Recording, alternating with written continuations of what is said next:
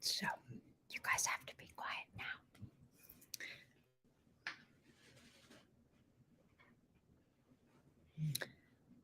Hi there, good evening, and welcome to Gynecology. This is Dr. Maria Sophocles. I'm speaking to you live from Princeton, New Jersey, at the end of a rather disturbing 6 days since last Friday, when the Supreme Court decided to overturn Roe v. Wade. The country has been kind of reeling from that. At least half of the country has. And I've been getting a lot of calls and text messages and emails from women, really from many, many different states, asking for guidance and support and advice. A lot of people actually want to give of their time. A lot of people want to give money.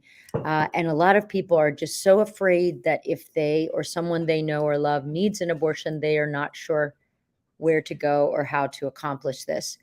At present, we have a number of states that already have had trigger laws in place to ban abortion completely. 5 states have banned abortion completely so far. So though in those states, women's health care is now, as my husband reminded me, more aligned with a country like El Salvador or Pakistan than more third world healthcare systems. So this is stunning. This is tragic. This will affect not only the women of the United States, but the men who love and support them. This will affect women of all classes, all races, but probably disproportionately, it will affect the poor and minority women who can least afford to lose control of their reproductive rights. So I'm not telling anyone anything new.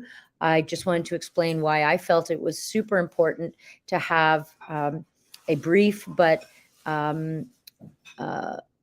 hope informative discussion tonight. I don't have a guest. I'm just talking to you myself so that you all can learn about some of the funds that that offer support to women. So we're going to get started with this great list that was created by Olivia Monahan, and one of the amazing women who works at Women's Healthcare of Princeton. I'm so fortunate to have a tremendous and dedicated group of women who help me to be able to provide healthcare to the 22,000 women who call Women's Healthcare of Princeton their medical home.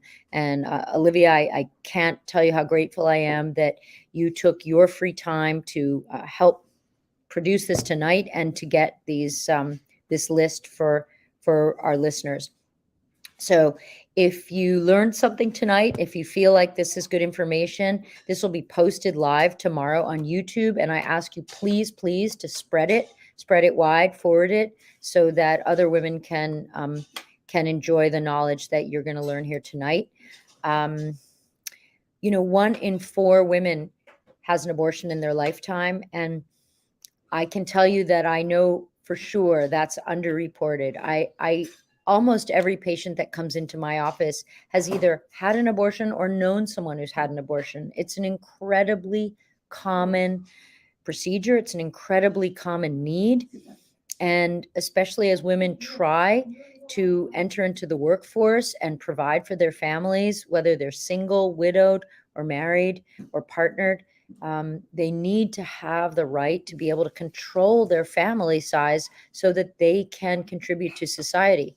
In countries where long-acting reversible contraceptives like IUD are used in a smart and widespread fashion, the GDPs of those countries is proportional to the IUD use. So we know that giving women the power to control their family, giving women the power to have contraception and abortion makes a country stronger, makes a GDP higher, makes for fewer desperate situations where women try to take their healthcare into their own hands.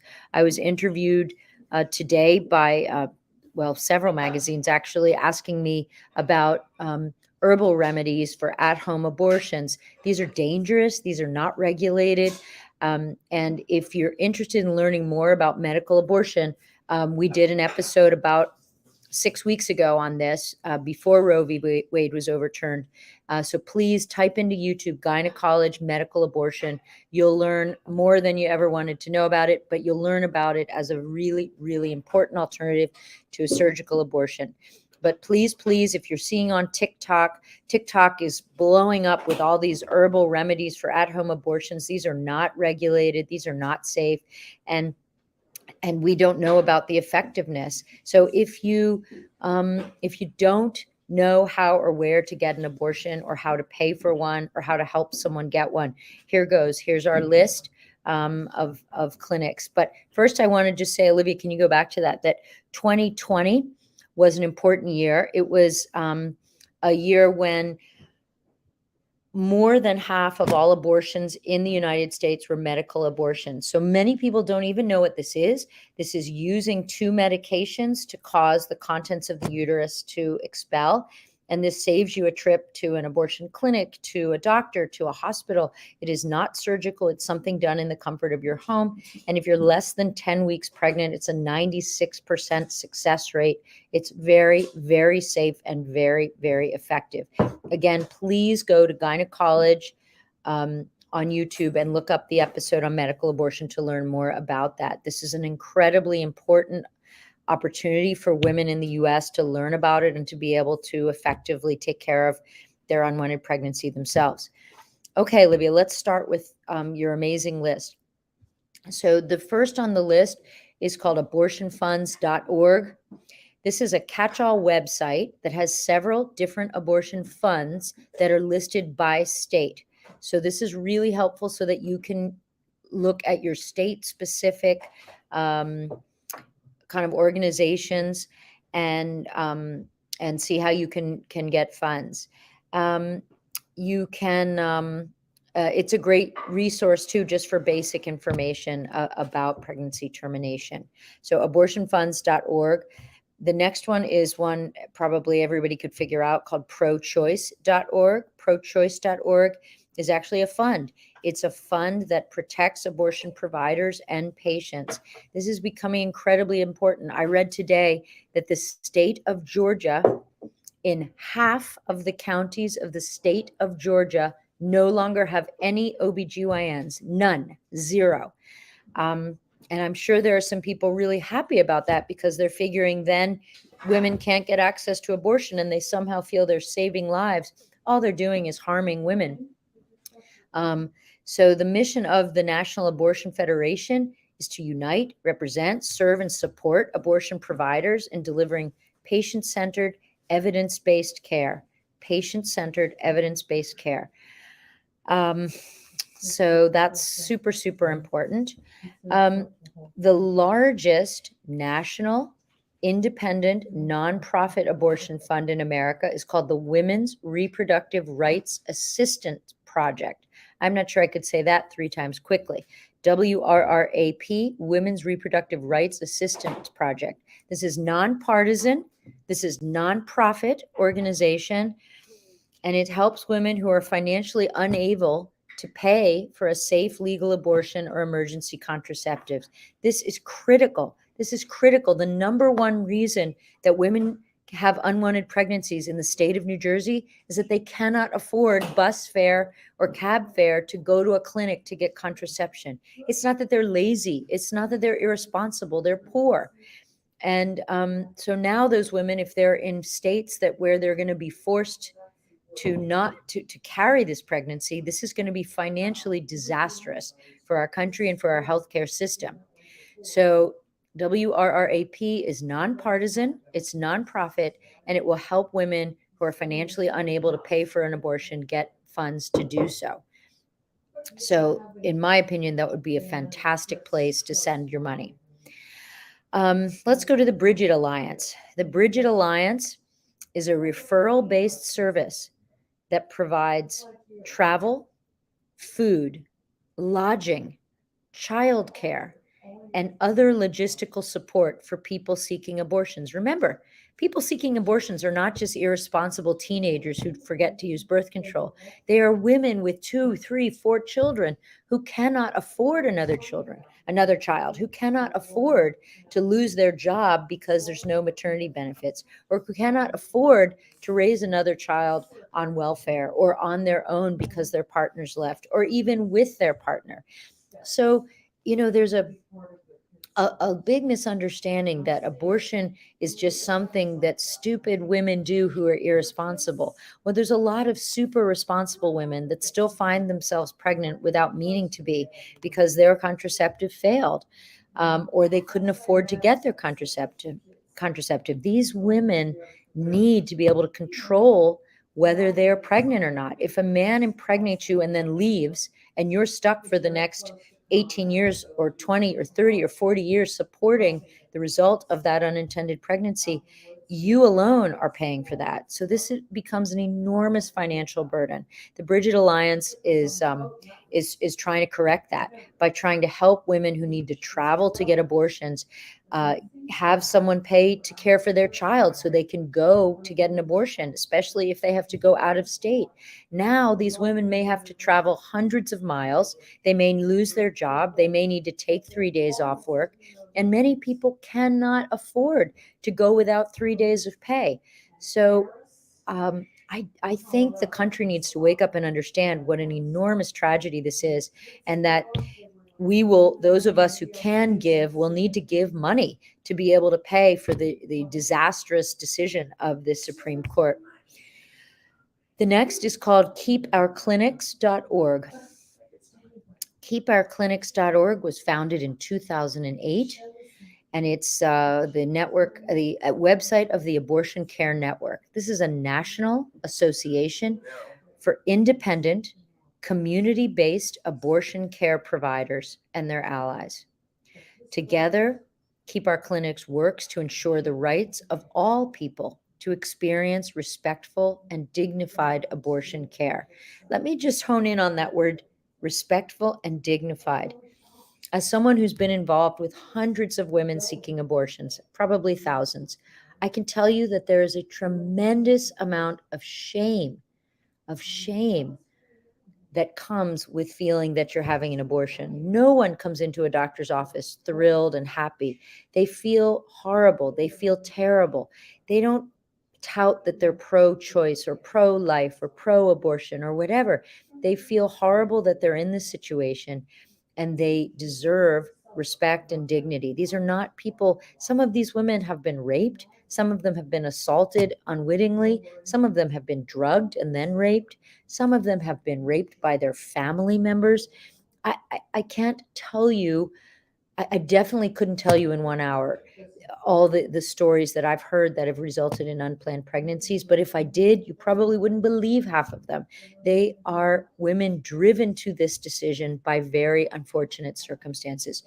So any nonprofit that helps to have women experience abortion care in a respectful and dignified manner gets my vote and my dollar.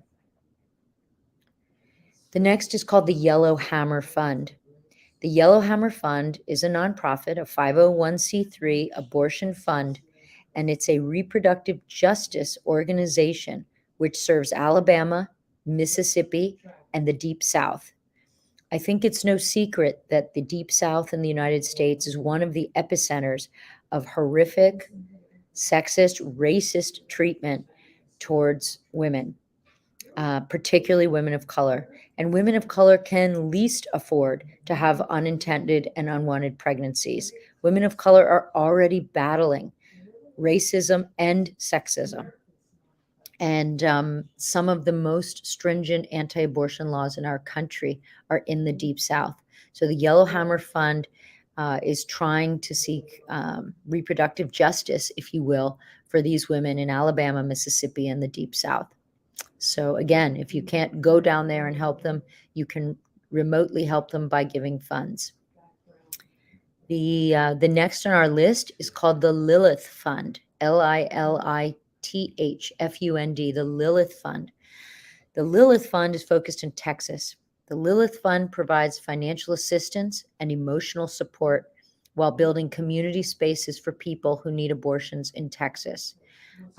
Again, this is no news to anyone watching this, that Texas has been I would say, a leader in restrictive and rather horrific legislation that even allows people to be prosecuted if they assist someone in getting abortion or even drive someone to work at an abortion clinic.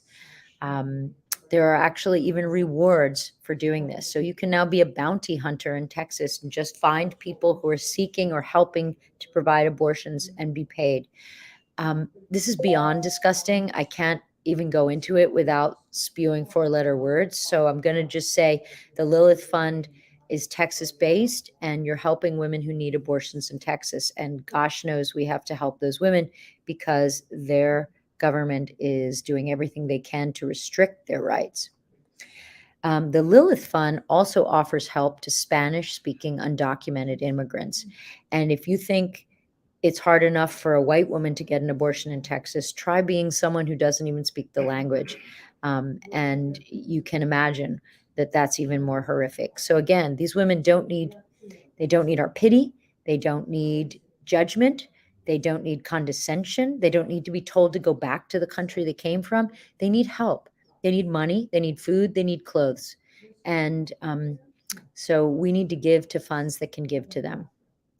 Okay, the next one is called irising.org.